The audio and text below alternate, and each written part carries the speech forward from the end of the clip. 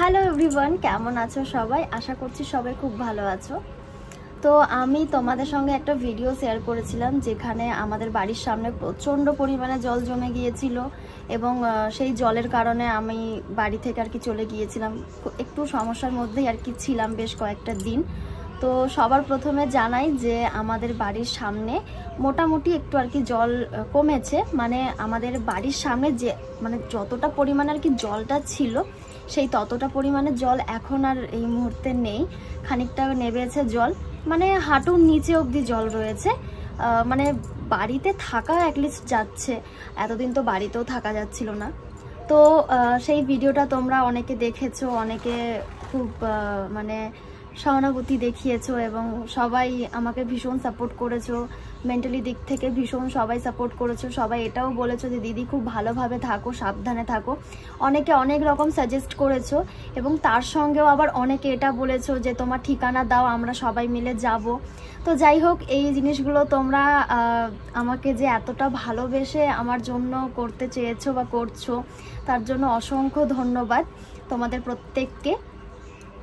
এবং তোমরা তার সঙ্গেও আমাকে অনেকে অনেক কিছু জিজ্ঞেস করেছো যে দিদি তুমি কোথায় থাকো, তোমার বাড়ির ঠিকানা দাও, মানে A to Z এটা কোন জায়গায় এটা হয়েছে, মানে A to Z তোমরা আমাকে ডিটেলস চেয়েছো। বাট আমি সত্যি কথা বলতে আমি তোমাদের এই জিনিসগুলো এখনো পর্যন্ত দিতে পারিনি, তো তার জন্য সরি। তো ভাবলাম চলো তোমাদের সঙ্গে একটা ভিডিও করি। বেশ কয়েকটা দিন আমি বাড়ির বাইরে ছিলাম, খুব খারাপ লাগছিল, খুব অসুবিধা হচ্ছিল, সেটাও আমি তোমাদের সঙ্গে শেয়ার করেছি। আসলে দেখো, বাড়ির বাইরে থাকলে খুব সমস্যাই হয় এবং বাড়ির বাইরে থাকা মানে হচ্ছে গিয়ে খাওয়া দাওয়ার প্রবলেম, স্নানের প্রবলেম, শোয়ার প্রবলেম, সব কিছুর মধ্যে দিয়ে প্রবলেম হয়। তো বাড়িতে তো আমার মা বাবা ছিল, খুব কষ্ট করেই আর কি ছিল, এবং আমি ছিলাম, আমার হাজব্যান্ড যেখানে কাজ করে সেখানে ছিল, মানে সরি সেখানে ছিলাম আর কি। তো দেখো, সেখানে তো শুধুমাত্র আমার হাজব্যান্ড বা আমি কাজ করি না, সেখানে প্রচুর মানুষ কাজ করে এবং প্রত্যেকটা মানুষের ভিতরে থাকার একটু সমস্যা হচ্ছিল আমার। তো ভাবছিলাম যতক্ষণ না আমার বাড়িতে একটু জলটা সামান্য একটু কমছে ততক্ষণ আমি বাড়ি যাব না, ওটাই ভেবে নিয়েছিলাম। তো যাই হোক, ঠাকুরের আশীর্বাদে আর বৃষ্টি হয়নি, যার জন্য জলও কমেছে। আর তোমাদেরকে আমি বলেছিলাম যে আমাদের টয়লেটেরও একটু প্রবলেম হচ্ছিল। তো মানে যখনই শুনলাম যে এই প্রবলেমগুলো সলভ হয়ে গেছে, আমি কি করছি, সঙ্গে সঙ্গে আমি ব্যাক করেছি, মানে যে যাক ভাই, যে কোনো পরিস্থিতিতে আমি বাড়িতে অন্তত থাকি, আমি সেফ থাকবো, খুব ভালো থাকবো। ওখানেও ভালো ছিলাম, কিন্তু একটু খাওয়া দাওয়ার প্রবলেম হচ্ছিল, কিন্তু মানে কোনো কিছুর প্রবলেম নেই, ওখানে খাওয়া দাওয়ার প্রবলেম। কেন দেখো, ওখানে না হাঁড়ি না কড়াই না কিচ্ছু নেই, রান্না করার মতো কোনো কিছু নেই। আর সবসময় আলু সিদ্ধ ভাত খেতেও তো ভালো লাগে না বলো, মানে সবার পাতেই একটু না একটু সুন্দর খাবার দরকার প্রত্যেকটা মানুষেরই। তো যাই হোক, কোনো রকম ওখানে আমি 3-4টে দিন কাটালাম, কাটিয়ে আমি বাড়ি এসেছি। এবং চলো তোমাদের সঙ্গে এবার আমি কিছু কথা শেয়ার করি। কথাটা হলো এটাই যে তোমরা আমাকে অনেকে কমেন্টে করেছো না যে মানে প্রত্যেকে, সেটা ইউটিউব ফেসবুক দুটো ভিডিওর মধ্যে দিয়ে তোমরা আমাকে কমেন্ট করেছো যে দিদি তোমার বাড়িটা কোথায়, তুমি কোথায় থাকছো, তোমার এলাকার নাম বলো। মানে প্রচুর রকমের প্রশ্ন, সব প্রশ্নের উত্তর দেব না, তো একটা প্রশ্নেরই উত্তর দেব যে আমি কোথায় থাকি। অনেকের প্রশ্ন ছিল যে এত তাড়াতাড়ি মানে সামান্য একটু বৃষ্টিতে, তখন কিন্তু মানে ফারাক্কার যে বাঁধ সেটা কিন্তু খোলেনি, তার আগে যে বৃষ্টিটা হলো, মিনিমাম 4-5 দিন যে বৃষ্টিটা আর কি হলো, সেই বৃষ্টিটার জন্য আমাদের এখানে প্রচণ্ড জল জমেছিল। তো বলি যে আমাদের বাড়ি হলো ব্যান্ডেলে, এবং আমাদের বাড়ি ব্যান্ডেল মানুষপুর লালবাবা আশ্রম, আমাদের বাড়ির মানে আমাদের ঠিকানা আর কি, যেটা ব্যান্ডেল মানুষপুর লালবাবা আশ্রম। আর এখানে শুধু এই বছর বলে না, আমাদের এখানে প্রত্যেকটা বছর কিন্তু ঠিক এইরকম টাইপেরই জল জমে, কিন্তু এতটা পরিমাণে জমে না, এর থেকে অনেক কম জল জমে। মানে ছোট যখন আমি ছিলাম, মানে আমি একদম যখন ছোট ছিলাম, যখন আমি স্কুল করতাম, মানে স্কুলে আর কি পড়তাম, তো তখন তো আমার হাইটও ভীষণ শর্ট ছিল এবং সেই মুহূর্তে তখন আমার প্রায় কোমরের নিচে অবধি জল হতো। এখন বলতে গেলে আমার হাইট অনেকটাই বেড়েছে, এই বছর এমন হয়েছে যে আমার কোমরের নিচেই জল। তার মানে আগে যতটা জল হতো তার থেকে এখন জলের পরিমাণটা, মানে এই বছরে জলের পরিমাণটা প্রচণ্ড পরিমাণে বেড়েছে। তবে ঠাকুরের অশেষ কৃপা যে এই বাঁধ যে খোলার কারণে আমাদের এখানে কোনো জল জমেনি, মানে জল এখনো পর্যন্ত নেই। বিশ্বাস করো, যদি আমাদের এদিকে যদি জল আসতো আমাদের বাড়িঘর কিছু থাকতো না। মানে সামান্য 3 দিন বৃষ্টির কারণে আমাদের এতটা পরিমাণে কোমরের নিচের জল। আর যদি বাঁধের কারণে, বাঁধ খোলার কারণে যদি জল হতো তাহলে বোধহয় আমরা এখানে থাকতে পারতাম না, আমাদের সত্যি বেরিয়ে যেতে হতো। একবার এমন হয়েছিল, তখন আমি বেশ ছোট, তখন একবার জল হয়েছিল, মানে বন্যা হয়ে গেছিল আমাদের ঘরের ভিতরে, মোটামুটি কোমর জল, কোমরের উপরে। তো স্বাভাবিক সেখানে থাকাটা আমাদের সেভ না, রান্না খাওয়া, আর তখন তো গ্যাস বা কোনো কিছুই ছিল না সেই মুহূর্তে। তখন আমাদের দরমার ঘর ছিল, মানে খুব খারাপ অবস্থা ছিল, ভীষণ খারাপ অবস্থা ছিল, মাটি ছিল নিচে। সেই মুহূর্তে তখন আমাদের বাড়িতে প্রচুর ছাগল ছিল। তো তখন না আমার দাদু থাকতো, তখন আমার দাদু সেই ছাগলগুলোকে, মানে আমাদের 2টো চৌকি ছিল, একটা এই পাশে একটা এই পাশে, তো দুপাশে 2টো চৌকি লাগিয়ে এক পাশে আমার দাদু থাকতো, এক পাশে ছাগল থাকতো। তো খুব কষ্ট হয়েছিল সেই মুহূর্তে, আমার খুব মনে আছে, মানে খুব একটা না, মোটামুটিভাবে মনে আছে।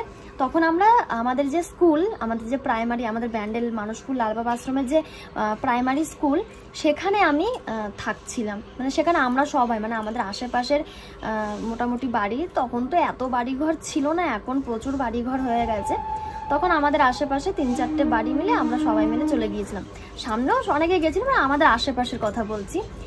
তখন আমাদের বাড়ির আশেপাশেও তেমন কোনো ঘর বাড়ি ছিল না, ওই 2-4টে আর কি ছিল। তো তখন একবার বৃষ্টির জন্য বন্যা হয়েছিল, আর এখন মানে এইবারে হলো।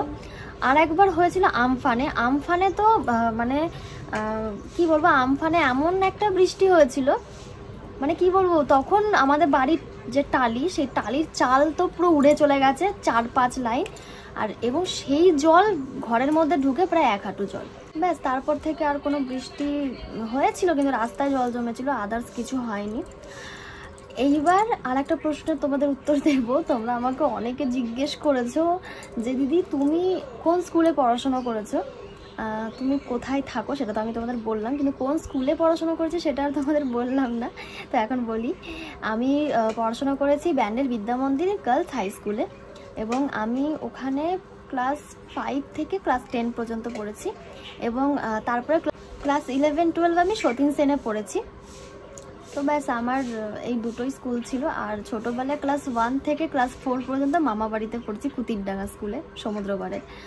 তো ব্যাস, এই আমার এডুকেশন। এই স্কুলে আমি পড়েছি। অনেকে তোমরা আমার স্কুলে পড়েছো, মানে ব্যান্ডেল বিদ্যা মন্দিরে অনেকে আছো স্টুডেন্ট।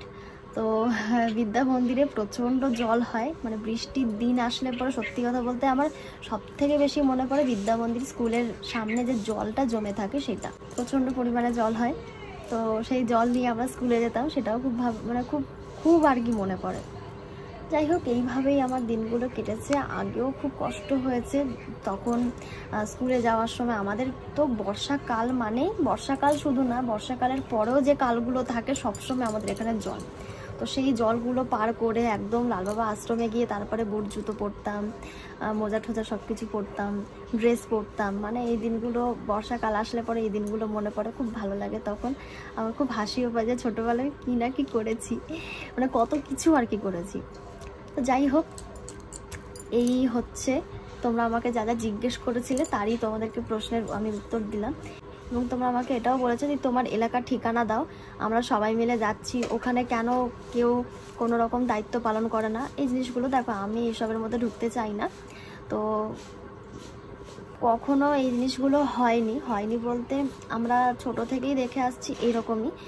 আমাদের বাড়ির সামনে যে রাস্তাটা, সেটাও বলতে গেলে প্রচুর বলে বলে বলে বলে বলে বলে একটা সময় রাস্তাটা হয়েছে। এবং তাও আমাদের এখানে জল জমে থাকে, জল থাকে, প্রত্যেক বছরই জল থাকে। 12 মাসে প্রায় 7 থেকে 8 মাস হয়তো এখানে জলই থাকে। এইভাবেই আমাদের দিন কাটে, এইভাবেই দিন কাটছে, আর ভবিষ্যতেও হয়তো এইভাবেই দিন কাটবে। কেননা এগুলো ঠিক হওয়ার না, কোনো দিনই হওয়ার না, এইভাবেই কাটাচ্ছি। তো যাই হোক, এখন কিন্তু প্রচণ্ড বন্যার সম্ভাবনা। তোমরা সবাই সুস্থ থাকবে, ভালো থাকবে, নিজেদেরকে ভীষণভাবে সেভ রাখার চেষ্টা করবে এবং নিজেরাও যেমন সেভ থাকবে অপরকেও সেভ রাখার চেষ্টা করবে, এই আর কি। আর যতটা পারবে বাড়িতে খাবার দাবার তুলে রাখার চেষ্টা করো, কেননা কখন কি হবে তার কোনো ঠিক নেই। ভগবান সবার মঙ্গল করুক, সবাই তোমরা সুস্থ থাকো, ভালো থাকো, আর আমরাও যেন খুব সুস্থ থাকি, ভালো থাকি, আমরা প্রত্যেককে যেন খুব ভালো থাকি। ভগবানের কাছে এটাই প্রার্থনা করি, কারণ এখন সময়গুলো সত্যি ভীষণ খারাপ চলছে, ভীষণ খারাপ। যাই হোক, সবাই ভালো থেকো, টাটা।